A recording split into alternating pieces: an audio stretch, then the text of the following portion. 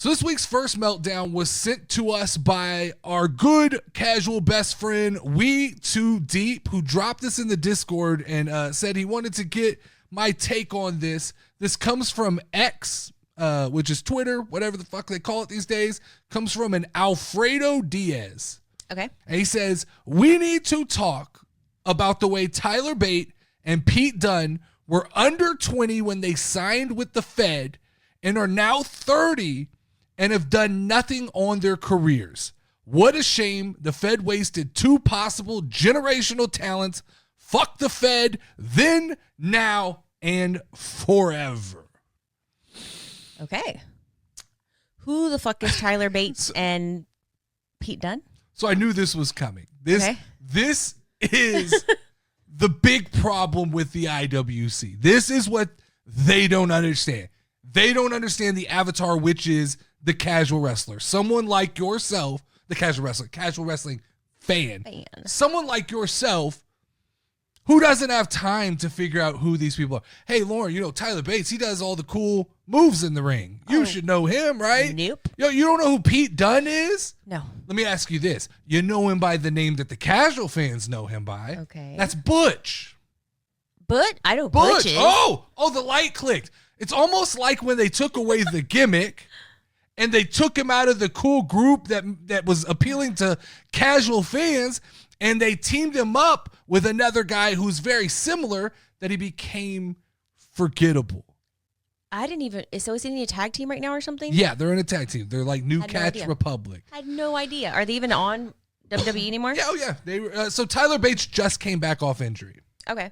But Pete Dunn, my bad, Pete Dunn, he doesn't like to be called Butch anymore. He's going to be Butch to me, sorry. Pete Dunn has been breaking fingers for the last couple months, and nobody, especially casual wrestling fans, really care. But apparently Tyler Bates and Pete Dunn, they are generational talents, Lauren. That's what the IWC is saying. It's just the big, bad, evil WWE buries guys like this for fun. That's what's happening. It has nothing to do with the fact that they are vanilla ice cream. They are creator wrestler number 1 and number 2. They are generic ass white motherfuckers. That's what they are, right? Y'all throw around this term generational like it's a participation ribbon given out at a swim meet, right? We got to stop with this idea that because someone can quote unquote do wrestling moves, which I argue all the time, they're not really doing wrestling moves. They're doing choreographed fake fighting. But because they do choreographed fake fighting real well, they're generational talents. And that's just not the case. It is time to challenge that definition that the IWC has given to these guys who could fake fight pretty good, right? Mm-hmm. They throw this around. They just generational talent has to change the industry. That is when that term is necessary. You have to do something that no one else can do. You have to sell more tickets than everybody else. You have to move more merch than everybody else. You have to make the casual fans care. I had someone argue me the other day. They go, casual fans don't make up the bulk of the audience. And I'm like, that is the most insane take. I said, just because he goes, I talk to people all the time. I said, no, you talk to your 10 to 15 friends on Twitter or on TikTok or on YouTube, and then you take that sample size and assume that everybody watching wrestling carries that opinion. The problem is that 80% of the wrestling fan base isn't on Twitter. They're not in wrestling TikTok. I'm not. They are separated out and they have disposable income. They go to work from 9 to 5 and they come home and they spend time with their family, and they don't live and breathe. Wrestling is a getaway, but it's not a hobby. Committing to watching that much wrestling a week is a huge commitment, but I consume it in the doses that I do, and I watch more SmackDown because I'm available during that time. A Monday night is hard to just dedicate that time. And then if you want me to follow it on TikTok, you want me to do all that stuff? No. So that's why I don't know who Pete Dunne is, but I know who Butch Cassidy is. Butch Cassidy is not Butch. Butch Cassidy is a Western person. Oh, well, he's Butch Cassidy in my mind. Butch Cassidy is from he's like the crazy guy. Butch Cassidy and the Sundance Kid. He was crazy, he got my attention, and then that's when the fuck I knew who he was. Sure. But also, every time he took his hair down and he was fighting with the other guys, unpopular opinion, I actually don't care. I always thought he was a girl. Yeah, I could see it. What was that? I can girl see it. Fighting with the guys. The term generational is used for like John Cena. The Rock? John Cena, generational talent. Dwayne The Rock Johnson, generational talent. Stone Cold Steve Austin, Undertaker, Roman Reigns. Not Tyler Bates, okay?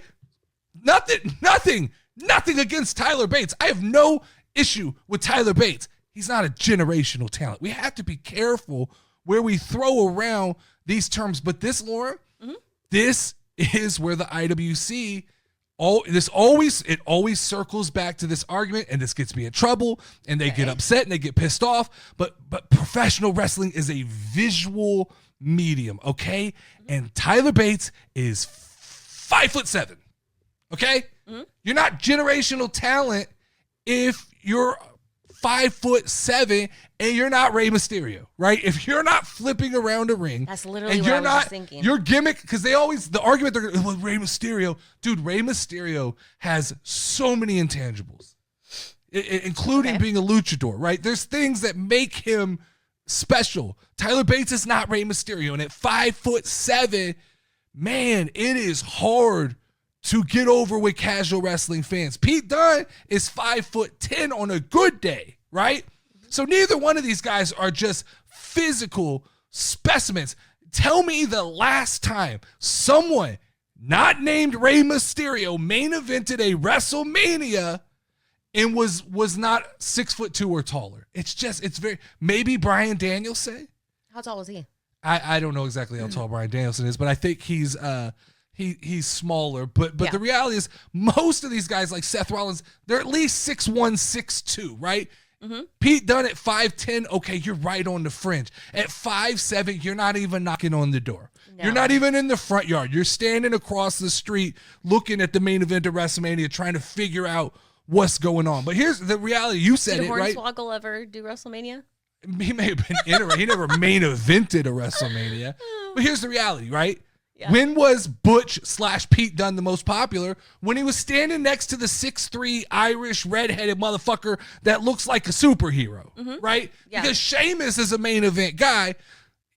Maybe even you could loosely throw the term around generational talent, but Pete Dunne and Tyler Bates just aren't there. Unfortunately, there are size limitations. There are personality limitations, and unfortunately, certain people are just sidekicks. And it is as bad as that's going to hurt some of the IWC to hear that. Pete Dunne and Tyler Bates, they'll be a fine tag team. They may go on to win tag team gold, but neither one of those guys are winning a world championship. It's just not. They're not. When you say generational talent, they're not of that level. And that's not hate. That's just reality, right? So are they jobbers then? Not at all. Not at all. What is the difference between like somebody who's just like existing and a jobber? So these guys, they have a ceiling. And they will reach that ceiling. They will reach what a 5'7" talented wrestler can reach. But to also act like the original post that they've just done nothing. Like, they've accomplished things. Pete Dunne held the UK title. That was a big deal. You know what I mean? That was a world championship in NXT. That's about the ceiling that I expect for a Pete Dunne, right? Tyler Bates was the first UK champion at like 19 years old or something like that. And they both put on very good NXT matches. They're just not, there's just a ceiling, right? When you stand next to Drew McIntyre, when you stand next to Roman Reigns, when you have to stand next to Braun Strowman, these Damian Priest, when you have to stand next to these behemoth of men, it's really hard to get over at 5'7". You have to be extreme. You have to do more than just be able to wrestle. Yeah. You know? And so the problem is the IWC struggles is that nobody outside of Reddit, out of maybe TikTok, out of Twitter, nobody shares this opinion of the generational talent thing. And so they talk to their 10 friends, and their 10 friends tell them, oh no, man, Tyler Bates is so good. He's so good. He's just held back by the WWE. But the reality is, if you polled 90% of casual wrestling fans like you, they may not know who Tyler Bates is. And if they do, they're not there to see him. And that's unfortunately, that's the name of the game, right? Mm-hmm. The other thing that I think the IWC struggles with is, and I want to do an episode on this really soon, is that NXT is a cheat code. We have to stop. Everybody, this is including casual wrestling fans.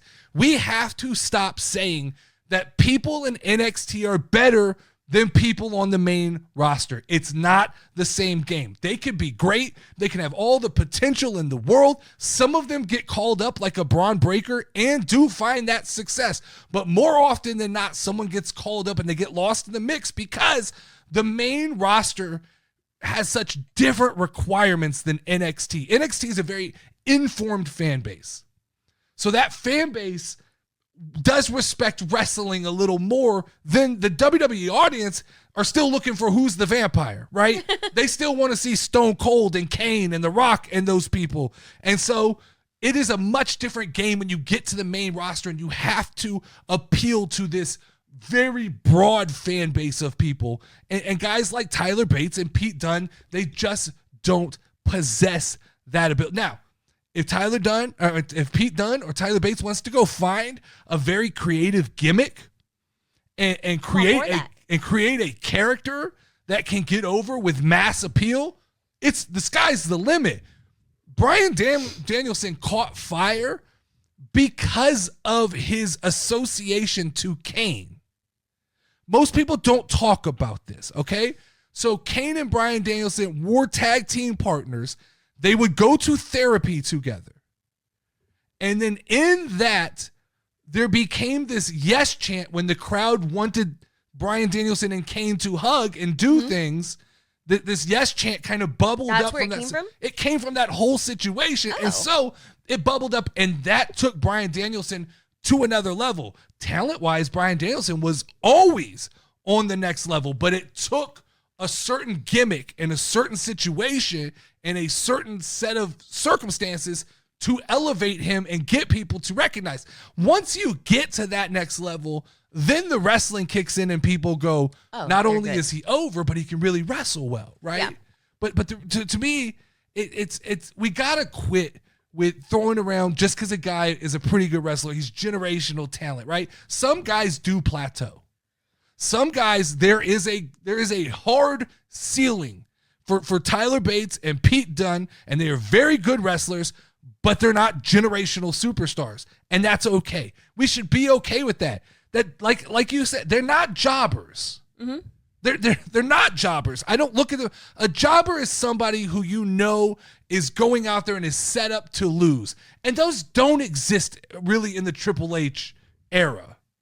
Triple H hasn't really set anybody up to be a jobber per se, but these guys, their ceilings, it's the window that they have to crawl to get to that next level is going to be insane. But to sit and bitch and complain like it's WWE's fault, it's not WWE's fault. These guys got to get creative. If you're 5'7", you've got to get creative. That's just the reality.